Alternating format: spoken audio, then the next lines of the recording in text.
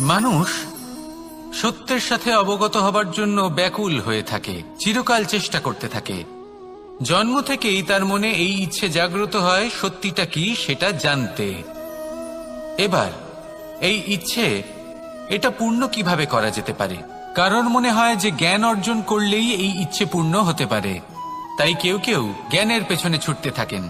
কেউ এটা ভাবেন যে এই ইচ্ছে পূর্ণ করা যেতে পারে ধন আর শক্তির দ্বারা, তাই তারা ধন আর শক্তি প্রাপ্ত করতে চান। কেউ আবার ভাবেন যে অন্তরের মন্থন দ্বারা এটা সম্ভব হতে পারে। এবার এটাও সত্যি যে মন্থন করলে অমৃত লাভও সম্ভব হতে পারে, কিন্তু তার জন্য এই মন্থন করার জন্য একটা উচিত দিকে অগ্রসর হওয়া প্রয়োজনীয়। উচিত সংযমের দ্বারা সামনে এগোতে হবে, আর কোনো আশা না করে সামনে এগিয়ে যেতে হবে, তবেই এটা সম্ভব হতে পারে। একটা বাদ্যযন্ত্রের কথা ভেবে দেখা যাক।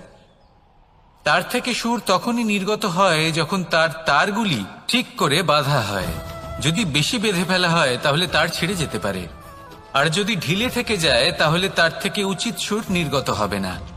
একটা অত্যন্ত গুরুত্বপূর্ণ কথা মনে রাখবেন, সত্যকে লাভ করার প্রাথমিক আধার হল অনুশাসন।